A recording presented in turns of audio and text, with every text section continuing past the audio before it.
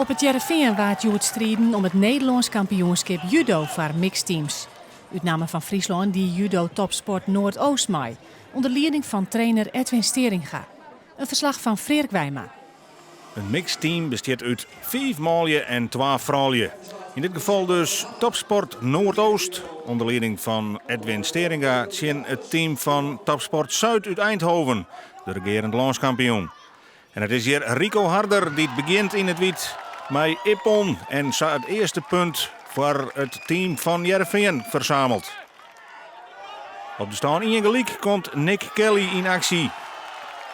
En ook die is op dreef, want ook die maakt het een vol punt. En het team van Steringa neemt de leiding. Dan Wietse de Jong van Deersum in de klasse 66 kilo. En hij weet zijn tegenstander op het juiste moment te verrassen. Weer Ippon, een treien in je voorsprong. En nog 1 punt is nodig voor die nationale titel. Op de stand 3-2 kan Margriet Bergstra van de Lemmer de partij dus beslissen. Maar de tegenstander die maakt het echt een score en dan is de stand in liekwicht. En dan besluit uiteindelijk een straf van Bergstra dat de winst gaat naar de ploeg uit Topsport Zuid, Kevin Bakker namens Friesland. Hij stiert op punten voor. Nog 30 seconden te gaan, maar daar wordt het gelijk. En in die laatste 30 seconden kan Bakker er niet meer ontwaan. Ook hij had nog straffen staan. En Judo Topsport Zuid pakt de nationale titel.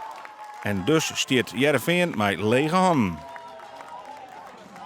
Het is enorm balen dat de Joet net goud pakt. Maar helaas zit dat ik af en toe erbij. Dat het een fantastisch seizoen achter de rug. Maar dit is net eigenlijk zat het game most Joet. Nee. Dag hem hier, revanche. Ja, absoluut. Volgend jaar dan zijn we zeker met een heel sterk team weer terugkomen. Dan zijn we verdorie hier in Heerenveen kampioen worden.